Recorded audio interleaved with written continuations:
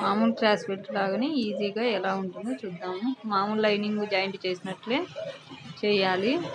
2 పీసులు వేసుకొని ఒక పీస్ వదిలేసి జాయింట్ చేసుకోవాలి. 5 పీసు లైనింగ్ క్లాత్ ఉండేలాగా చూసుకోవాలి. లోపల టక్స్ లోపలికి మర్చేసి 2 జాయింట్ చేసుకుంటూ 1 ఇంచు మనం కుట్లలోకి పెట్టుకుంటాం కదా, అక్కడి నుంచి జాయింట్ చేసుకుంటూ రావాలి.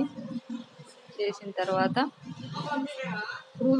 వెనక సైడ్ ఉంటుంది కదా, కుట్ల సైడ్ ఒకసారి చెక్ చేసుకోవాలి కరెక్ట్ సరిపోతుందో లేదో. లేదంటే మళ్ళీ కుట్టిన తర్వాత మళ్ళా అంతా ఇప్పుడు తీసి కుట్టాలంటే లేట్ అవుతుంది. అందుకే ఒకసారి ముందే చెక్ చేసుకొని కుట్టండి. నేను మళ్ళీ విప్పి చూపిస్తున్నాను ఎలాగ మార్చాలో. చూడండి, షోల్డరు ఉంటుంది కదా, నెక్ దగ్గర నుంచి చిన్న చిన్న ఫోల్డింగ్ చేసుకుంటూ మర్చి కుట్టుకోవాలి. కుట్టుకున్న తర్వాత అది ఇందాక వేసుకున్నాం కదా కుట్టు, ఆ కుట్టు మీదనే ఇంకో కుట్టు వేసుకోవాలి. ఒకవేళ మనకు సైడు బ్యాక్ పార్ట్ చూసింటాం కదా ముందే, ఆ పార్ట్ ఎగస్ట్రా ఉందనుకో, ఒకవేళ మళ్ళా దాని మీదనే ఒక కుట్టు రాణించుకోవాలి. లేదంటే మళ్ళీ తిప్పేసి వేసిన తర్వాత ఏం చేయలేము కదా. చూడండి, ఇన్విజిబుల్ క్రాస్ పెట్టు ఎంత నీట్గా వచ్చిందో. ఇప్పుడు రెండో పార్ట్ ఉంటుంది కదా, ఫ్రంట్ పార్ట్, ఒక పీసు పైన వస్తుంది, ఒక పీసు కింద వస్తుంది. ఇప్పుడు ముందుసారి పైన వేసాం కదా, ఈసారి కింద క్రాస్ బెల్ట్కు టక్స్ ఉంటుంది కదా, అది మధ్యలోకి మర్చేసుకోవాలి. ముందు కుట్టుకున్నాం కదా, సేమ్ అలాగని కొంచెం కొంచెం జరుపుకుంటూ కుట్టుకోవాలి.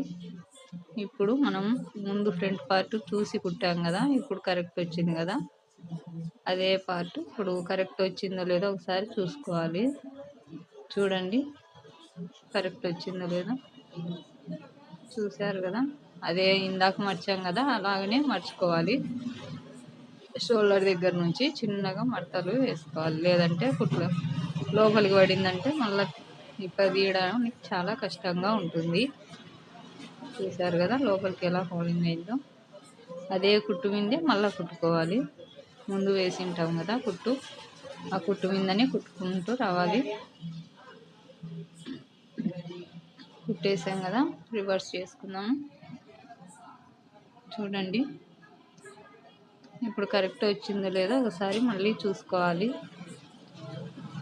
ఎక్స్ట్రా ఉంటే కట్ చేసుకోవాలి.